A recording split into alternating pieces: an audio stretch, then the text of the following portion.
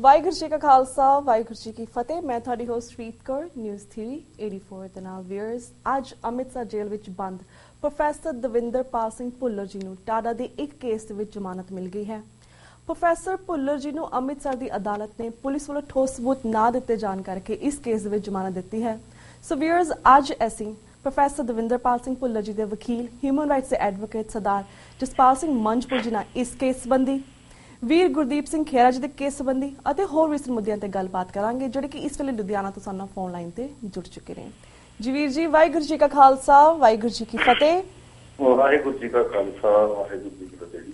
ਸੋ ਵੀਰ ਜੀ, ਸਭ ਤੋਂ ਪਹਿਲਾਂ ਅਸੀਂ ਪ੍ਰੋਫੈਸਰ ਦਵਿੰਦਰਪਾਲ ਸਿੰਘ ਭੁੱਲਰ ਜੀ ਦੇ ਕੇਸ ਤੋਂ ਸ਼ੁਰੂ ਕਰਦੇ। ਜਿਸ ਤਰ੍ਹਾਂ ਬਟਾਲਾ ਟਾਡਾ ਵਾਲੇ ਇਹ ਕਾਫੀ ਦੇਰ ਤੋਂ ਕੇਸ ਜਿਹੜਾ ਸੀਗਾ ਪੈਂਡਿੰਗ ਸੀਗਾ ਐਂਡ ਹੁਣ ਉਹਨਾਂ ਨੂੰ ਬੇਲ ਮਿਲ ਗਈ ਹੈ। ਸਭ ਤੋਂ ਪਹਿਲਾਂ ਸਾਨੂੰ ਦੱਸੋ ਕਿ ਇਹ ਸਭ ਕੁਝ ਕਿਵੇਂ ਪੋਸੀਬਲ ਹੋਇਆ? ਦੇਖੋ ਜਿਹੜਾ ਇਹ ਕੇਸ ਸੀਗਾ, ਇਹ ਬਟਾਲਾ ਪੁਲਿਸ ਵੱਲੋਂ 1992 ਦੇ ਵਿੱਚ ਇੱਕ ਮੁਕਾਬਲਾ ਹੋਇਆ ਸੀ 23/12/92 ਨੂੰ ਜੀ, ਜਿਹਦੇ ਵਿੱਚ ਦੋ ਸਿੰਘ ਜਿਹੜੇ ਆ ਉਹ ਖਾੜਕੂ ਸਿੰਘ ਜਿਹੜੇ ਸ਼ਹੀਦ ਹੋਏ ਸੀ ਜੀ, ਜਿਨ੍ਹਾਂ ਦੇ ਨਾਂ ਸੀ ਗੁਰਮੇਲ ਸਿੰਘ ਗੇਜਾ ਤੇ ਜੋਗਲਾ ਸਿੰਘ, ਜਿਹੜੇ ਦੋਨੇ ਗੈਰੋ ਨੰਬਰ ਪਿੰਡ ਦੇ ਸੰਬੰਧਕ ਸੀਗੇ। ਇਹ ਕੇਸ ਦੇ ਵਿੱਚ ਫਿਰ 95 ਦੇ ਵਿੱਚ ਭੁੱਲਰ ਸਾਹਿਬ ਦੀ ਇਹਦੇ ਵਿੱਚ ਅਰੈਸਟ ਪਾਈ ਗਈ, ਜਦੋਂ ਉਹਨਾਂ ਨੂੰ ਜਨਵਰੀ 95 ਤੋਂ ਬਾਅਦ ਉਹਨਾਂ ਦੀ 23/2/95 ਨੂੰ ਉਹਨਾਂ ਦੀ ਇਸ ਕੇਸ ਦੇ ਵਿੱਚ ਅਰੈਸਟ ਪਾਈ। ਉਸ ਤੋਂ ਬਾਅਦ ਭੁੱਲਰ ਸਾਹਿਬ ਨੂੰ ਵੀ ਨਹੀਂ ਬਹੁਤਾ ਯਾਦ ਤੇ ਉਦੋਂ ਲੈ ਕੇ ਆਏ ਸੀ ਇੱਥੇ ਜਾਂ ਨਹੀਂ। ਅਸੀਂ ਤਾਂ ਜਦੋਂ ਆਪਣੀ 12 ਜੂਨ 15 ਨੂੰ ਟ੍ਰਾਂਸਫਰ ਹੋਈ ਅੰਮ੍ਰਿਤਸਰ ਤੇ ਪਰੋਲ ਵਾਸਤੇ ਪੈਰਵਾਈ ਸ਼ੁਰੂ ਕੀਤੀ ਤਾਂ ਪਤਾ ਲੱਗਿਆ ਸਾਨੂੰ ਕਿ ਕੇਸ ਗਾਜ਼ੀਆਬਾਦ ਦਾ ਪੈਂਡਿੰਗ ਅਜੇ ਤੱਕ ਇੱਕ ਬਟਾਲੇ ਦਾ। ਗਾਜ਼ੀਆਬਾਦ ਵਾਲੇ ਜੇਲ੍ਹ ਕੇਸ ਦੀ ਹਾਜ਼ਰੀ ਬੇਲ ਹੋ ਗਈ ਸੀ, ਉਹ ਰਿਲੀਜ਼ ਆਰਡਰ ਪਹੁੰਚ ਗਏ ਅੰਮ੍ਰਿਤਸਰ ਜੇਲ੍ਹ ਦੇ ਵਿੱਚ ਤੇ ਇਸ ਕੇਸ ਦੇ ਬਾਰੇ ਪੈਰਵਾਈ ਸ਼ੁਰੂ ਕੀਤੀ। ਪਹਿਲਾਂ ਕੇਸ ਸਟੇਟਸ ਲਾਇਆ, ਪੁਲਿਸ ਨੇ ਕਿਹਾ ਸਾਡੇ ਕੋਲ ਕੋਈ FIR ਦਾ ਕੋਈ ਕਾਰਡ ਹੀ ਹੈ ਨਹੀਂ। ਫਿਰ ਅਸੀਂ ਬੇਲ ਲਾਈ ਥੱਲੇ 160 ਰੋਜ਼ ਦੀ ਚਲਾਨ ਦੀ, 180 ਦਿਨਾਂ 360 ਦਿਨਾਂ ਜਿਹੜਾ ਚਲਾਨ ਦੇਣਾ ਚਾਹੀਦਾ ਸੀ ਟਾਡਾ ਦਾ, ਹੁਣ ਕਰ ਉਹ ਨਹੀਂ ਆਏ, 21 ਸਾਲ ਹੋ ਗਏ। ਉੱਥੇ ਵੀ ਜੱਜ ਨੇ ਡਿਸਮਿਸ ਕਰਦੀ ਵੀ ਜੇ ਇਸ ਕੇਸ ਦਾ ਕੋਈ ਰਿਕਾਰਡ ਹੀ ਹੈ ਨਹੀਂਗਾ ਤੇ ਮੈਂ ਬੇਲ ਕਿਵੇਂ ਦੇ ਸਕਦੀ ਹਾਂ।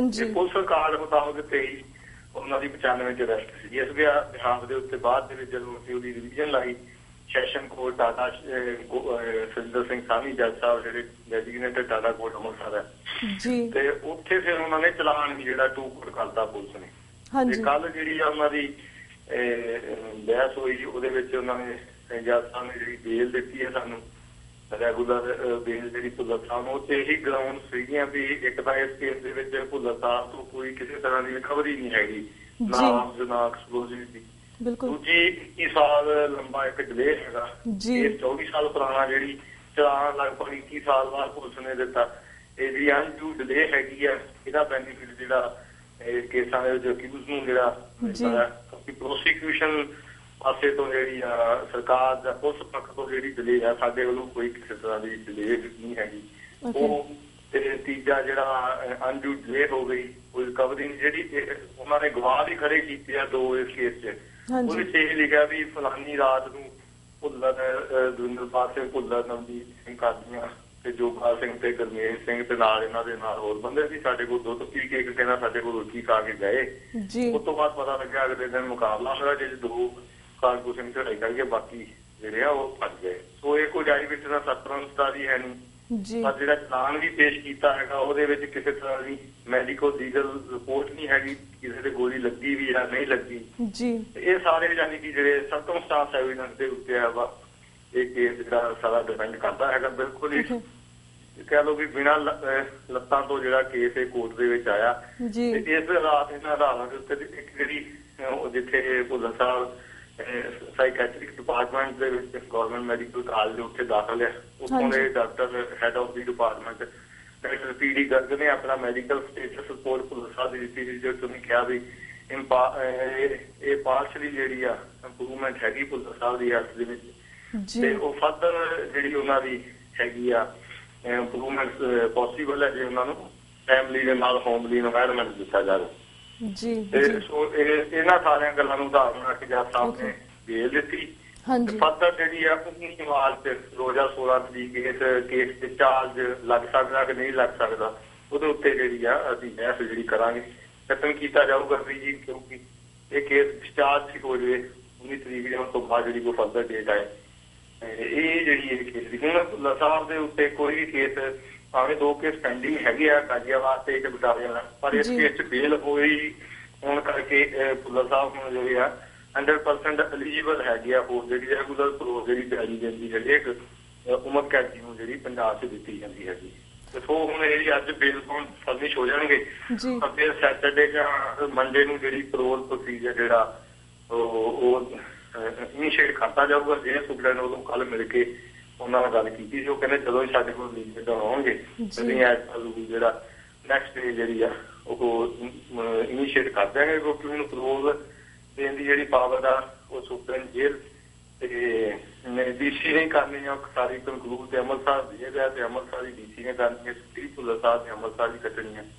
ਉਹ ਪ੍ਰੋਫੈਸਰ ਜੀ ਕੋਈ ਬਹੁਤਾ ਲੰਮਾ ਚੌੜਾ ਨਹੀਂ, 5-7-10 ਦਿਨ ਲੱਗ ਸਕਦੇ ਆ ਜੇ ਸਰਕਾਰ ਗੋਇੰਗ ਡਿਊ ਵਿੱਚ ਹਲਦਰ ਨਾ ਕ੍ਰੀਏਟ ਕਰੇ ਤਾਂ ਫਿਰ ਵੱਧ ਸਮਾਂ ਵੀ ਲੱਗ ਸਕਦਾ। ਪਰ ਉਹਨਾਂ ਦੀ ਮੈਂ ਉਮੀਦ ਕਰਦਾ ਮਾਰਚ ਮਹੀਨੇ ਦੇ ਵਿੱਚ ਜਿਹੜੀ ਉਹਨਾਂ ਦੀ ਪ੍ਰੋਰ ਆ ਸਕਦੇ ਹੈਗੇ ਨੇ ਉਹ ਬਾਹਰ। ਅਮੀਨ ਵੀਰ ਜੀ, ਇਹ ਤਾਂ ਬਹੁਤ ਚੰਗੀ ਖਬਰ ਹੈ ਜਿਸ ਤਰ੍ਹਾਂ ਤੁਸੀਂ ਗੱਲ ਕੀਤੀ ਹੈ ਕਿ ਲੀਗਲ ਪ੍ਰੋਸੈਸ ਦੇ ਆਧਾਰ ਤੇ ਜਿਹੜੀ ਹੁਣ ਜਿਹੜੀ ਬੇਲ ਮਿਲੀ ਆ, ਇਸ ਦੇ ਨਾਲ ਇਹਨਾਂ ਦੀ ਜਿਹੜੀ ਆਈਦਰ ਰਿਲੀਜ਼ ਔਰ ਜਿਹੜਾ ਪੈਰੋਲ ਹੈ ਉਹਦਾ ਰਾਹ ਪੱਧਰਾ ਹੋ ਸਕਦਾ ਹੈ ਫਿਊਚਰ ਦੇ ਵਿੱਚ, ਰਾਈਟ? ਹਾਂਜੀ ਬਿਲਕੁਲ। ਸੋ ਵੀਰ ਜੀ, thank you so much for the information. ਅਸੀਂ ਉਸ ਚੀਜ਼ ਦੀ ਵੇਟ ਕਰਦੇ ਅਸੀਂ ਚਾਹੁੰਦੇ ਕਿ ਸਾਡੇ ਵੀਰ ਜਲਦ ਤੋਂ ਜਲਦ ਜੇਲ੍ਹ ਤੋਂ ਬਾਹਰ ਨਿਕਲਣ ਤੇ ਆਪਣੀ ਫੈਮਿਲੀ ਨੂੰ ਮਿਲਣ। ਤੇ ਸਾਡੇ ਕੋਲ ਜਾਣਨਾ ਚਾਹਾਂਗੇ ਕਿ ਕਾਫੀ ਸਾਰੀ ਪਿਕਚਰਸ ਦੇਖੀਆਂ ਪ੍ਰੋਫੈਸਰ ਭੁੱਲਰ ਜੀ ਦੀ, ਕਾਫੀ ਸਿਹਤ ਮਾੜੀ ਲੱਗ ਰਹੀ ਹੈ, ਉਸ ਵੇਲੇ ਸਿਹਤ ਦੀ ਕੀ ਸਿਚੁਏਸ਼ਨ ਹੈ? ਕਿਉਂਕਿ ਤੁਸੀਂ ਤਾਂ ਉਹਨਾਂ ਨੂੰ ਮਿਲੇ ਹੋ। ਸਿਹਤ ਨੂੰ ਮਿਲਿਆ ਵੀ, ਕੱਲ ਵੀ ਮਿਲਿਆ ਸੀ, ਉਸ ਤੋਂ ਪਹਿਲਾਂ ਵੀ ਰੈਗੂਲਰ ਕੋਰਟ ਦੇ ਵਿੱਚ ਵੀ ਉਹਨਾਂ ਨੂੰ 2 ਵਾਰ ਪੇਸ਼ ਕੀਤਾ। ਉਸ ਤੋਂ ਬਾਅਦ ਵੈਸੇ ਵੀ ਮੁਲਾਕਾਤ ਗਿਆ ਸੀ। ਉਹਨਾਂ ਦੀ ਸਿਹਤ ਜਿਸ ਤਰ੍ਹਾਂ ਦਿੱਲੀ ਸੀ ਉਹਦੇ ਨਾਲੋਂ ਕਾਫੀ ਬਿਹਤਰ ਹੈਗੀ ਆ। ਕਿਉਂਕਿ ਇੱਥੇ ਜਿੱਦਾਂ ਜੇ ਗਾਹਕ ਵੀ ਲੱਗੀ ਆ, ਡਾਕਟਰ ਵੀ ਉਹ ਵੀ ਪੰਜਾਬ ਦੇ ਆ। ਇੱਕ ਮੈਂ ਵੈਸੇ ਸਮਝਦਾ ਰਹਾਨੀ ਤੌਰ ਦੇ ਉੱਤੇ ਵੀ ਉਹ ਸੇਵਾ ਸਿਮਰਨ ਵਾਲੇ ਸਿੰਘ ਪ੍ਰੋਫੈਸਰ ਸਾਹਿਬ ਤੇ ਉਹ ਗੁਰੂ ਰਾਮਦਾਸ ਪਾਤਸ਼ਾਹ ਦੀ ਧਰਤੀ ਦੇ ਗੁਰਦਾਸ ਸਾਹਿਬ ਦੇ ਲੱਗੇ ਆ। ਇਹਨਾਂ ਗੱਲਾਂ ਦਾ ਵੀ ਜਿਹੜਾ ਫੈਮਿਲੀ ਦਾ ਉਹਨਾਂ ਦੀ ਜਿਹੜੀ ਉਹਨਾਂ ਦੀ ਘਰ ਦੀ ਧਰਮ ਪਤਨੀ ਬੀਬੀ ਨਵਨੀਤ ਕੌਰ ਪਿਛਲੇ ਲਗਭਗ 1.5-2 ਸਾਲ ਤੋਂ ਇੱਥੇ ਹੀ ਆ। ਜੂਨ ਤੋਂ ਰੈਗੂਲਰ ਡੇਲੀ ਉਹਨਾਂ ਨੂੰ ਮਿਲਣ ਦੀ ਜਿਹੜੀ ਆ ਬਾਏ ਲਾ ਇਲਾਜ ਮਿਲੀ ਹੋਈ ਆ।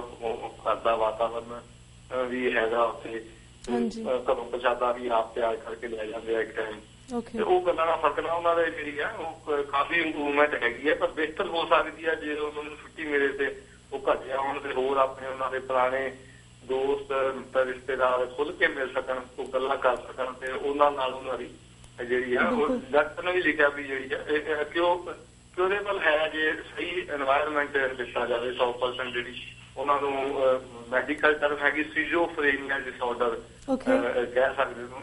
ਸੀਜ਼ੋਫਰੇਨੀਆ ਮੈਂਟਲ ਡਿਸਆਰਡਰ ਹੈ ਇੱਕ ਤਰ੍ਹਾਂ ਦਾ, ਤੇ ਉਹ ਕਿਉਰ ਹੋ ਸਕਦਾ 100%। ਮੈਡੀਸਨ ਵੀ ਹੁਣ ਹੈਗੀ ਆ ਕਾਫੀ ਲੈਵਲ ਦੀ ਚੰਗੀ, ਉਹਨਾਂ ਨੂੰ ਵੀ ਦਿੱਤੀ ਜਾ ਰਹੀ ਹੈ ਤੇ ਉਹਦੇ ਨਾਲ ਹੋਮਲੀ ਇਨਵਾਇਰਨਮੈਂਟ ਮਿਲਦੇ ਨਾਲ ਉਹ 100% ਕਿਉਰ ਜਿਹੜੀ ਸਟੇਜ ਆ। ਵੈਸੇ ਉਹ ਗੱਲਾਂ ਬਾਤਾਂ ਨੂੰ ਜਾਂ ਵੈਸੇ ਉਹਨਾਂ ਦਾ ਵੈਸੇ ਜਿਹੜਾ ਸੁਭਾਅ ਹੈਗਾ ਘੱਟ ਬੋਲਣ ਦਾ ਜਾਂ ਚੁੱਪ ਰਹਿਣ ਦਾ ਜ਼ਿਆਦਾ ਆ, ਉਹਦੇ ਕਰਕੇ ਕਈ ਵਾਰ ਕਈਆਂ ਨੂੰ ਲੱਗ ਸਕਦਾ ਹੁੰਦਾ ਵੀ ਠੀਕ ਨਹੀਂ ਹੈਗੀ, ਪਰ ਇੰਪਰੂਵਿੰਗ ਸਟੇਜ ਉੱਤੇ ਹੈਗਾ, ਇੱਕ ਕੰਟਰੋਲ ਸਟੇਜ ਹੈਗੀ ਆ। ਉਹ ਤੋਂ ਫਰਦਰ ਅੱਗੇ ਹੋ ਸਕਦੀ ਹੈ ਜੇ ਇਹਨਾਂ ਨੂੰ ਹੋਮਲੀ ਇਨਵਾਇਰਨਮੈਂਟ ਮਿਲੇ ਐਜ਼ ਪਰ ਮੈਡੀਕਲ ਐਡਵਾਈਸ। ਬਿਲਕੁਲ ਬਿਲਕੁਲ ਵੀਰ ਜੀ ਥੈਂਕ ਯੂ ਸੋ ਮਚ ਕਿ ਤੁਸੀਂ ਇਸ ਕੇਸ ਦੀ ਇਨਫੋਰਮੇਸ਼ਨ ਸਾਰੇ ਦਰਸ਼ਕਾਂ ਨਾਲ ਸਾਂਝੀ ਕੀਤੀ। ਅਸੀਂ ਹੋਰ ਵੀ 2-3 ਵੀਰਾਂ ਜਿਹੜੇ ਸਿੰਘ ਵੀਰ ਨੇ ਉਹਨਾਂ ਦੇ ਕੇਸਿਸ ਉੱਪਰ ਵੀ ਤੁਹਾਡੇ ਕੋਲ ਅਪਡੇਟ ਲੈਣਾ ਚਾਹਾਂਗੇ। ਸਭ ਤੋਂ ਪਹਿਲਾਂ ਅਸੀਂ ਅਪਡੇਟ ਲੈਣਾ ਚਾਹਾਂਗੇ ਭਾਈ ਗੁਰਦੀਪ ਸਿੰਘ ਖੇੜਾ ਜੀ ਦੇ ਕੇਸ ਦੀ। ਉਹਨਾਂ ਦੇ ਕੇਸ ਦੀ ਇਸ ਵੇਲੇ ਉਸ ਕੇਸ ਵਿੱਚ ਕੀ ਚੱਲ ਰਿਹਾ? ਭਾਈ ਗੁਰਦੀਪ ਸਿੰਘ ਖੇੜਾ, ਮੈਂ ਕੱਲ ਉਹਨਾਂ ਨੂੰ ਵੀ ਫਿਰ ਸੈਂਟਰ ਜੇਲ੍ਹ ਅੰਮ੍ਰਿਤਸਰ ਗਿਆ ਸੀ ਤੇ ਉਹਨਾਂ ਨੂੰ ਮਿਲ ਕੇ ਆਇਆ ਤੇ ਉਹ ਤਾਂ ਚੜ੍ਹਦੀ ਕਲਾ ਚ 1990 ਤੋਂ ਉਹ ਬੰਦ ਹੈਗੇ ਨੇ। ਉਹਨਾਂ ਨੂੰ 2 ਕੇਸਾਂ 'ਚ ਉਮਰ ਕੈਦ ਹੋਈ ਸੀ, ਇੱਕ ਦਿੱਲੀ ਦੇ ਇੱਕ ਕਰਨਾਟਕ। ਦਿੱਲੀ ਦੇ ਵਿੱਚ ਸ਼ੀਲਾ ਦੀਕਸ਼ਿਤ ਗਵਰਨਮੈਂਟ ਜਦੋਂ ਸੀ ਉਹਨਾਂ ਨੂੰ ਪ੍ਰੀ ਮੈਚਿਓਰਲੀ ਦਿੱਤੀ ਗਈ ਸੀ ਕਿਉਂਕਿ ਆਲਰੇਡੀ ਉਹਨਾਂ ਨੇ ਮੋਰ ਦੈਨ 20 ਇਅਰਸ ਉਦੋਂ ਕੱਟ ਲਏ ਸੀ ਤੇ ਉਹਨਾਂ ਨੂੰ ਜਿਹੜਾ ਬੌਂਡ ਭਰਨ ਤੋਂ ਵੀ ਸਪੈਸ਼ਲੀ ਐਗਜ਼ੈਂਪਟ ਕੀਤਾ ਗਿਆ ਸੀਗਾ। ਤੇ ਹੁਣ ਜਿਹੜੀ ਉਹਨਾਂ ਦੀ ਰਿਹਾਈ ਹੈਗੀ ਆ ਫਾਈਨਲ ਪ੍ਰੀ ਮੈਚਿਓਰਲੀ ਜੇ ਦੂਜੇ ਕੇਸ ਕਰਨਾਟਕਾ ਬਿੱਦਰ ਦਾ ਜਿਹੜਾ ਕੇਸ ਹੈਗਾ ਉਹ ਕਰਨਾਟਕਾ ਗਵਰਨਮੈਂਟ ਨੇ with consent of union government ਜਿਹੜੀ ਹੈ ਯੂਨੀਅਨ ਹੋਮ ਮਿਨਿਸਟਰੀ ਕਰਨੀ ਹੈਗੀ ਆ। ਪਰ ਜਿਹੜੀ ਪੈਰੋਲ ਹੈਗੀ ਉਹਨਾਂ ਦੀ ਜਦੋਂ ਉਹਨਾਂ ਨੂੰ ਟ੍ਰਾਂਸਫਰ ਕੀਤਾ ਗਿਆ ਸੀਗਾ ਤੇ ਉਸ ਤੋਂ ਬਾਅਦ ਇੱਕ ਵਾਰ ਲਾਈ ਗਈ ਸੀ ਪੈਰੋਲ ਦੀ ਐਪਲੀਕੇਸ਼ਨ ਜਿਹੜੀ ਉਹਨਾਂ ਦੀ ਖਾਰਜ ਕਰਤੀ ਗਈ, ਜਿਹੜੀਆਂ ਚਲੋ ਪੁਲਿਸ ਨੇ ਖਾਰਜ ਕੀਤੀ। ਉਸ ਨੇ ਸਾਡੀ ਸਰਕਾਰ ਨੇ ਜੇ ਉਹਦੀ ਹਮੀ ਭਰੀ ਹੁੰਦੀ ਤਾਂ ਉਹਨੂੰ ਕਬੂਲ ਹੋ ਸਕਦੀ ਸੀ। ਮੈਂ ਕੱਲ ਮਿਲ ਕੇ ਦੇਖਿਆ ਵੀ ਦੁਬਾਰੇ ਇੱਕ ਵਾਰੀ ਜਿਹੜੀ ਆ ਪੈਰੋਲ ਦੀ ਯਤਨ ਕਰੀਏ। ਕੁਛ ਹੋਰ ਬੰਦੇ ਜਿਹੜੇ ਸਰਕਾਰ ਦੇ ਵਿੱਚ ਵੀ ਗੱਲ ਕਰਦੇ ਆ ਕਿ ਹਾਂਜੀ ਅਸੀਂ ਪਰੋਲ ਕਰਾ ਸਕਦੇ ਹਾਂ, ਤੇ ਉਹ ਜੇ ਪਰੋਲ ਨਹੀਂ ਉਹਨਾਂ ਨੂੰ 5-4 ਦਿਨ ਦੇਖਦੇ ਹਫ਼ਤਾ ਨਹੀਂ ਤੇ ਉਹਨਾਂ ਦੀ ਮੈਂ ਵਕਾਲਤਨਾਮਾ ਵਗੈਰਾ ਲਾਇਆ ਹਾਈ ਕੋਰਟ ਦੇ ਵਿੱਚ ਪਰੋਲ ਵਾਸਤੇ ਜਿਹੜੀ ਉਹਨਾਂ ਦੀ ਉਹ ਐਪਲੀਕੇਸ਼ਨ ਜਿਹੜੀ ਹੈ ਲਾ ਦਿੱਤੀ ਜਾਊਗੀ ਤੇ ਉਹਨਾਂ ਨੂੰ ਪਰੋਲ ਮਿਲ ਸਕਦੀ ਹੈ, ਕਿਉਂਕਿ ਆਲਰੇਡੀ ਉਹਨਾਂ ਨੇ ਇੱਕ ਉਮਰ ਕੈਦ ਦੇ ਵਿੱਚੋਂ ਪ੍ਰੀਮੈਚੁਰ ਰਿਲੀਜ਼ ਹੋਈ ਆ, ਗੁੱਡ ਕੰਡਕਟ ਆ, ਉਹਨਾਂ ਦਾ ਕੋਈ ਜੇਲ ਅਫੈਂਸ ਨਹੀਂ ਹੈਗਾ। ਇੱਕ ਵਾਰੀ ਉਹ 15 ਦਿਨ ਦੀ ਪਰੋਲ ਆਏ ਵੀ ਸੀ ਜਦੋਂ ਕਿਸੇ ਰਿਸ਼ਤੇਦਾਰੀ ਦੇ ਵਿੱਚ ਉਹਨਾਂ ਦੇ ਵਿਆਹ ਦੀ ਵਜ੍ਹਾ ਕਰਕੇ ਉਹਨਾਂ ਦੀ ਪਰੋਲ ਗਈ ਸੀ ਤੇ ਉਦੋਂ ਵੀ ਮਿਲੇ ਸੀ, 2009 ਚ ਆਏ ਸੀ। ਇਸ ਕਰਕੇ ਉਹਨਾਂ ਦਾ ਗੁੱਡ ਕੰਡਕਟ ਆ, ਉਹਨਾਂ ਦਾ ਰਾਈਟ ਹੈਗਾ ਜਿਵੇਂ ਬਾਕੀ ਉਮਰ ਕੈਦੀ ਪਰੋਲ ਤੇ ਆਉਂਦੇ ਆ ਉਹਨਾਂ ਨੂੰ ਜਿਹੜੀਆਂ ਪਰੋਲ ਪਹਿਲਾਂ ਸਿਆਸੀ ਤੌਰ ਤੇ ਸੰਪਰਕ ਕਰਾਂਗੇ, ਜੇ ਕਿਸੇ ਪਾਸੇ ਗੱਲ ਬਣੀ ਨਹੀਂ ਤੇ ਫਿਰ ਬਿਜਲੀ ਕੋਰਟ ਦੇ ਵਿੱਚ ਫਾਈਲ ਕੀਤਾ ਜਾਊਗਾ। ਜੀ ਤੇ ਜਿਸ ਤਰ੍ਹਾਂ ਇਹ ਵੀ ਸੁਣਨ ਦੇ ਵਿੱਚ ਹੈ ਕਿ ਭਾਈ ਹਰਮਿੰਦਰ ਸਿੰਘ ਮਿੰਟੀ ਨੂੰ ਅਗੇਨ ਪੁਲਿਸ ਰਿਮਾਂਡ ਦੇ ਵਿੱਚ ਲੈ ਲਿੱਤਾ ਗਿਆ, ਇਹਨਾਂ ਦੀ ਕੇਸ ਦੀ ਕੀ ਇਸ ਵੇਲੇ ਅਪਡੇਟ ਚੱਲ ਰਹੀ ਹੈ?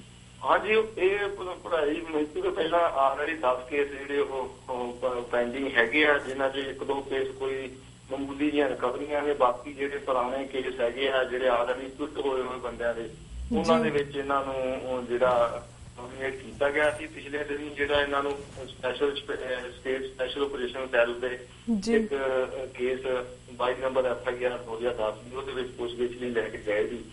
ਜੋ ਮੁਸਲਮਾਨ ਦੇ ਦੌਰਾਨ ਉਹਨਾਂ ਨੇ ਜਿਹੜੀਆਂ ਕੋਈ ਨਵੀਆਂ ਕੋਈ ਉਹਨਾਂ ਨੂੰ ਲੱਗਦਾ ਹੁੰਦਾ ਗੱਲਾਂ ਉਸ ਸੰਬੰਧ ਦੇ ਵਿੱਚ ਪੁੱਛਗਿੱਛ ਕੀਤੀ, ਉਸ ਜਿਹੜਾ ਕੇਸ ਦੇ ਵਿੱਚ ਲੈ ਕੇ ਗਏ ਉਸ ਕੇਸ ਦੇ ਵਿੱਚ ਕਦੀ ਹਰਮਿੰਦਰ ਸਿੰਘ ਮਿੰਟੂ ਦਾ ਨਾਮ ਨਹੀਂ, ਕਦੀ ਨਾਮਜ਼ਦ ਨਹੀਂ ਹੋਇਆ, ਤਾਂ ਹੀ ਉਹਨਾਂ ਨੂੰ ਇਸ ਕੇਸ ਦੇ ਵਿੱਚ ਕਦੀ PO ਕੀਤਾ ਗਿਆ ਤੇ ਉਹਨਾਂ ਨੇ ਸਿਰਫ ਜਿੱਦਾਂ ਏਜੰਸੀ ਨੇ ਆਪਣੇ ਲੈਵਲ ਤੇ ਪੁੱਛਗਿੱਛ ਕਰਨ ਲਈ ਜਾਂ ਕੋਈ ਨਵੀਆਂ ਜਿਹੜੀਆਂ ਹੁੰਦੀਆਂ ਵੀ ਨਵੀਆਂ ਕੋਈ ਜਿਹੜੀਆਂ ਉਹ ਗੱਲਾਂ ਸਾਹਮਣੇ ਆਉਂਦੀਆਂ ਉਹਦੇ ਸੰਬੰਧ ਚ ਉਹਨਾਂ ਨੂੰ ਪੁੱਛਗਿੱਛ ਕਰਨ ਲੈ ਗਏ ਸੀ ਤੇ ਉਹ ਬੈਕ ਟੂ ਜੁਡੀਸ਼ੀਅਲ ਕਸਟਡੀ ਹੋ ਗਏ, ਪਰ ਉਹ ਕੇਸ ਅਜੇ ਨਾ ਅਜੇ ਚਲਾਨ ਨਹੀਂ ਆਇਆ ਤੇ ਨਾ ਉਹਨੂੰ ਅਜੇ ਡਿਸਚਾਰਜ ਕੀਤਾ। ਯਤਨ ਕਰਾਂਗੇ ਉਹ ਕੇਸ ਡਿਸਚਾਰਜ ਹੋਵੇ, ਕਿਉਂਕਿ ਉਹਨਾਂ ਨੂੰ ਕਦੀ ਵੀ ਉਸ ਕੇਸ ਦੇ ਨੋਮੀਨੇਟ ਨਹੀਂ ਕੀਤਾ।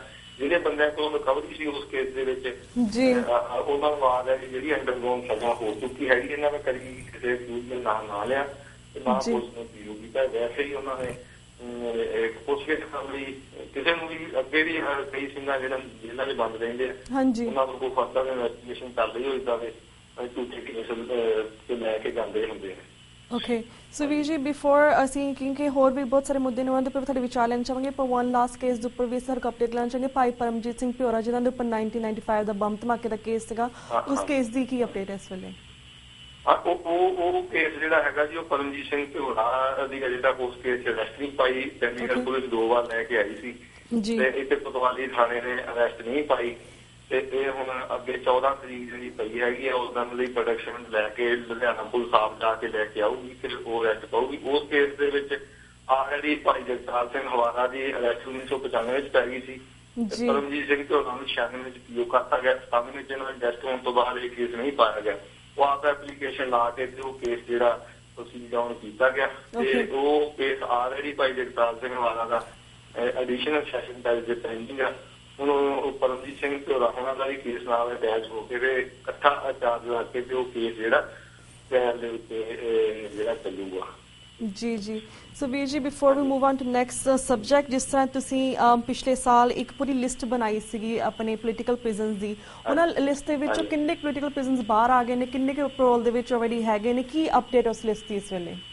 ਦੇਖੋ ਟੈਂਟੇਟਿਵ ਲਿਸਟ 2004 ਤੋਂ ਤਿਆਰ ਕਰਦੇ ਹਾਂ, ਪਰ ਲੇਟੈਸਟ ਜਿੱਥੋਂ ਸਾਰੀ ਗੱਲ ਚੱਲੀ 2012 ਚ 120 ਬੰਦਿਆਂ ਦੀ ਜਿਹੜੀ ਆ ਲਿਸਟ ਤਿਆਰ ਕੀਤੀ ਗਈ ਸੀ, ਜਿਹਦੇ ਵਿੱਚੋਂ ਹੁਣ 44 ਬੰਦੇ ਟੈਂਟੇਟਿਵ, ਇੱਕ ਹੋ ਸਕਦਾ ਇੱਕ ਘੱਟ ਹੋਵੇ ਦੋ ਵੱਧ ਹੋਣ, 44 ਬੰਦੇ ਮੇਰੀ ਲਿਸਟ ਮੁਤਾਬਕ ਉਹਨਾਂ 120 ਦੇ ਵਿੱਚੋਂ ਜਿਹੜੇ ਆ ਉਹ ਹੈਗੇ ਆ ਕਸਟਡੀ ਦੇ ਵਿੱਚ।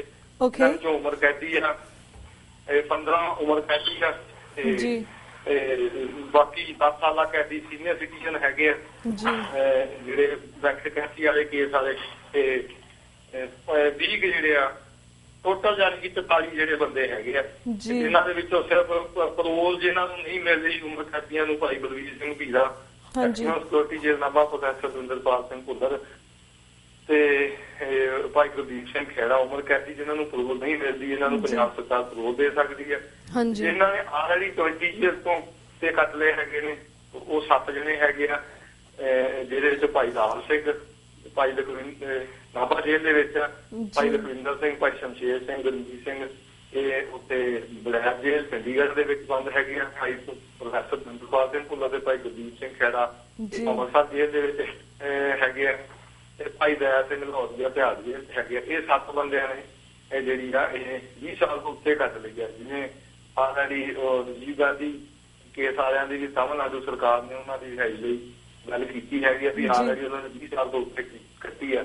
ਸੋ ਇਹਨਾਂ 7 ਸਿੰਘਾਂ ਦਾ ਜਿਹੜਾ ਕੇਸ ਹੈ ਉਹ ਵੀ 20 ਸਾਲ ਤੋਂ ਉੱਤੇ ਕੱਟੀ ਸਜ਼ਾ ਹੋਣ ਕਰਕੇ ਰਿਹਾਈ ਲਈ ਜਿਹੜਾ ਉਹ ਬਿਲਕੁਲ ਹੀ ਢੁਕਵਾਂ ਹੈਗਾ। ਜੇ ਭਾਈ ਬਲਵੰਤ ਸਿੰਘ ਰਾਜਵਾਨੇ ਦੀ ਵੀ ਇਹ ਫਾਂਸੀ ਤੋੜ ਕੇ ਤੇ ਉਮਰ ਕੈਦ ਤਬਦੀਲ ਕੀਤੀ ਜਾਂਦੀ ਹੈ ਤੇ ਉਹਨਾਂ ਦਾ ਵੀ ਜਿਹੜਾ ਕੇਸ ਆ ਅਜਮੇਰ ਸਿੰਘ ਦੇ ਤੌਰ ਦੇ ਉੱਤੇ 20 ਸਾਲ ਤੋਂ ਉੱਤੇ ਵਾਲੇ ਕੈਦੀਆਂ ਦੀ ਸਜ਼ਾ ਕੱਟਣ ਵਾਲੇ ਤੇ ਉਹਨਾਂ ਦੀ ਰਿਹਾਈ ਲਈ ਜਿਹੜਾ ਢੁਕਵਾਂ ਹੈਗਾ।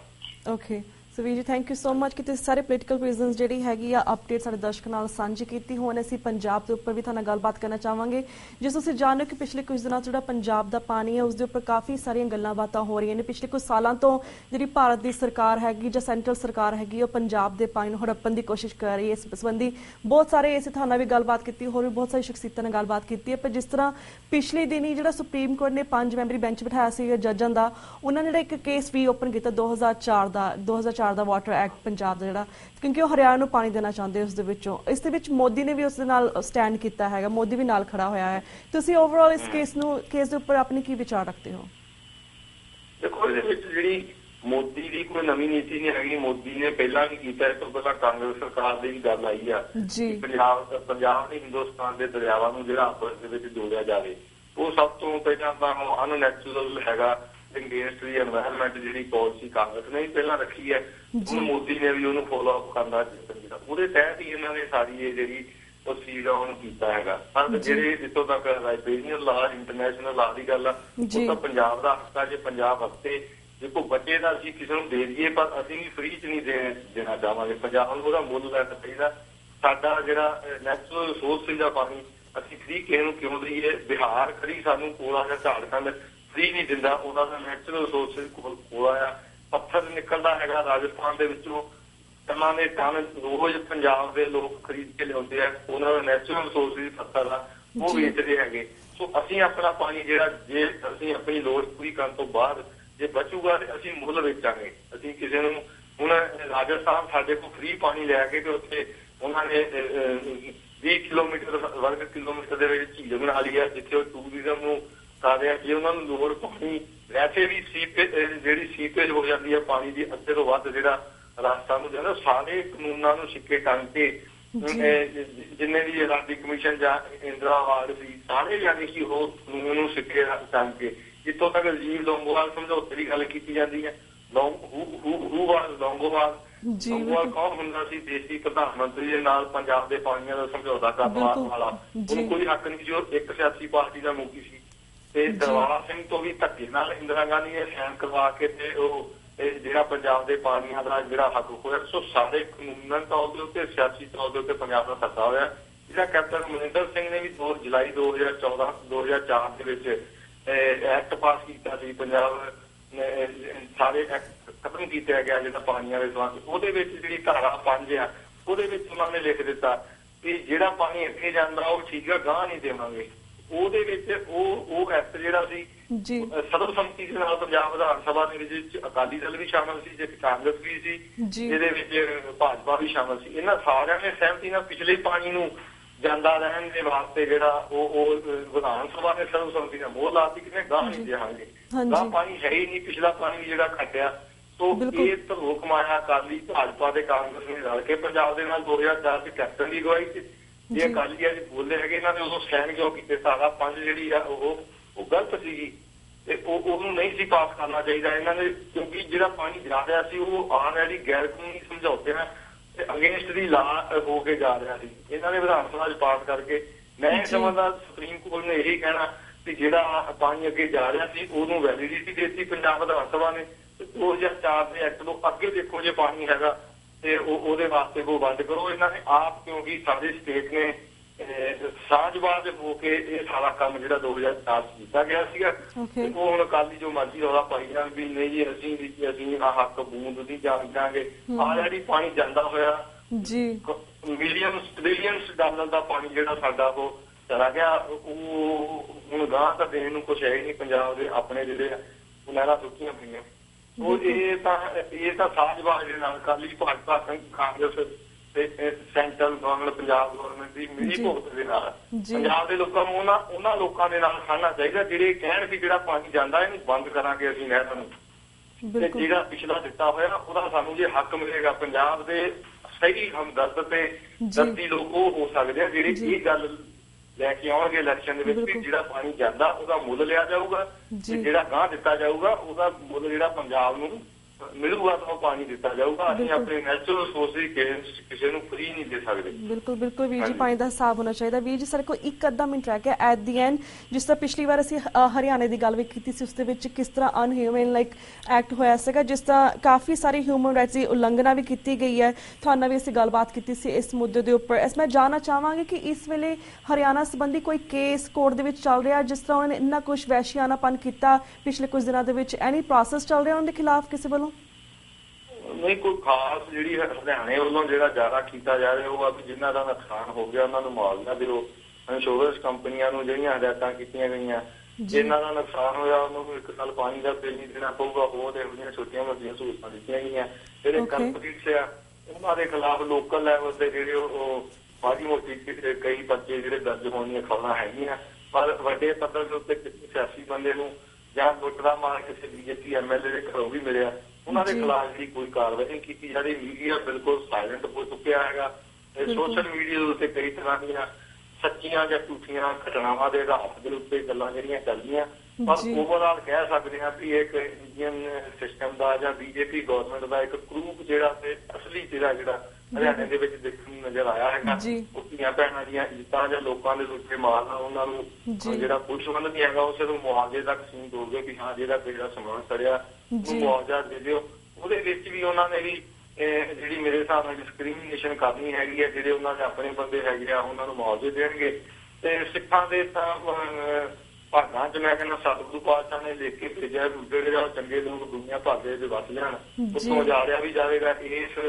ਇਸ ਸਾਰੇ ਕਾਸੇ ਦੇ ਵਿੱਚੋਂ ਉਹਨਾਂ ਨੂੰ ਡਿਸਕਰੇਜ ਕਰਕੇ ਉਹਨਾਂ ਨੂੰ ਉੱਥੋਂ ਲੈਣ ਦਾ ਜਿਹੜਾ ਉਹ ਵੀ ਉਤਸ਼ਾਹਿਤ ਕੀਤਾ ਗਿਆ ਵੀ ਉੱਥੋਂ ਥਾਵਾਂ ਜਗ੍ਹਾ ਛੱਡ ਕੇ ਚੱਲੇ ਜਾਣ। ਜਿਵੇਂ ਆਹ ਜਿਹੜੀ 84 ਦੇ ਵਿੱਚ ਉਹਦੇ ਚਿੱਲੜ ਕਟੌਤੀ ਵਰਗੇ ਜਿਹੜੇ ਜਗ੍ਹਾ ਸੀਗੀਆਂ ਪਿੰਡ ਸਿੱਖਾਂ ਦੀਆਂ ਵਸੋਂ ਸੀ, ਉਹ ਇਸ ਤਰ੍ਹਾਂ ਹੀ ਛੱਡ ਕੇ ਜਿਹੜੇ ਲੋਕ ਚਲੇ ਗਏ ਸੀ, ਅੱਜ ਤੱਕ ਉਹਨਾਂ ਨੂੰ ਜਿਹੜਾ ਵਸਾਇਆ ਨਹੀਂ ਜਾ ਸਕਿਆ ਜਾਂ ਉਹਨਾਂ ਦੀ ਜਿਹੜੀ ਜਗ੍ਹਾ ਨਹੀਂ ਦਵਾਈ ਜਾ ਸਕੀ। ਸੋ ਇਹ ਪਾਲਿਸੀ ਦੇ ਤਹਿਤ ਉਹਨਾਂ ਨੇ ਇਹ ਗੱਲ ਕੀਤੀ ਹੈ ਕਿ ਸਿਰਫ ਮੁਆਵਜ਼ੇ ਤੱਕ ਸੀਮਿਤ ਰਹਿ ਜਾਂਦੀਆਂ ਹੈਗੀਆਂ ਗੱਲਾਂ, ਤੇ ਉਹਦੇ ਵਿੱਚ ਦੋਸ਼ੀਆਂ ਦੇ ਖਿਲਾਫ ਛੋਟੇ ਮੋਟਿਆਂ ਦੇ ਖਿਲਾਫ ਕਾਰਵਾਈ ਹੋਣ ਦੀ ਹੋਈ ਹੈ। ਕੋਈ ਵੱਡੇ ਪੱਧਰ ਦੇ ਉੱਤੇ ਕੋਈ ਜਾਂਚ ਦੀ ਵੀ ਕੋਈ ਗੱਲ ਨਹੀਂ ਕੀਤੀ ਗਈ, ਤੇ ਨਾ ਹੀ ਉਹਨਾਂ ਨੂੰ ਦੋਸ਼ੀਆਂ ਨੂੰ ਕਟਹਿਰੇ ਦੇ ਖੜੇ ਹੁੰਦੀ, ਕਿਉਂਕਿ ਇਹ ਸਰਕਾਰ ਨਾਲ ਸਟੇਟ ਨਾਲ ਸੰਬੰਧਿਤ ਲੋਕ ਜਿਹੜੇ ਆ ਭਾਵੇਂ ਪਾਰਟੀਆਂ ਸੰਬੰਧਿਤ ਹੋਣ, ਉਹ ਰਲ ਮਿਲ ਕੇ ਉਹਦੇ ਵਿੱਚ ਭਾਈਵਾਲ ਹੈਗੇ ਆ। ਤੇ ਕੋਈ ਵੀ ਚਾਹੁੰਦਾ ਨਹੀਂ ਜੱਟਾਂ ਦੇ ਖਿਲਾਫ ਕਾਰਵਾਈ ਕਰਕੇ, ਕਿਉਂਕਿ ਅਫਸਰਸ਼ਾਹੀ ਦੇ ਵਿੱਚ ਜਾਤ ਭਾਲੂਗਾ ਤੇ ਉਹਨਾਂ ਦੀ ਵੋਟ ਬਹੁਤ ਪੋਲਿਟਿਕਸ ਦੇ ਤਹਿਤ ਹੀ ਸਾਰਾ ਕੁਝ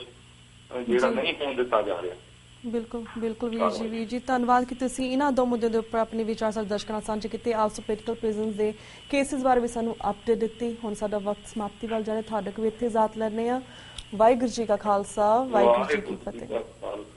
ਵਾਹਿਗੁਰੂ ਜੀ ਕੀ ਫਤਿਹ। ਵੀਰ ਜੀ ਵਿਊਅਰਸ, ਇਸ ਦੇ ਨਾਲ ਅਸੀਂ ਤੁਹਾਡੇ ਕੋਲ ਇਜਾਜ਼ਤ ਲੈਂਦੇ ਹਾਂ। ਕੱਲ ਨੂੰ ਮਿਲਾਂਗੇ ਸੇਮ ਟਾਈਮ ਸੇਮ ਸ਼ੋਅ ਤੇ। ਤਦ ਤੱਕ ਲਈ ਵਾਹਿਗੁਰੂ ਜੀ ਕਾ ਖਾਲਸਾ, ਵਾਹਿਗੁਰੂ ਜੀ ਕੀ ਫਤਿਹ।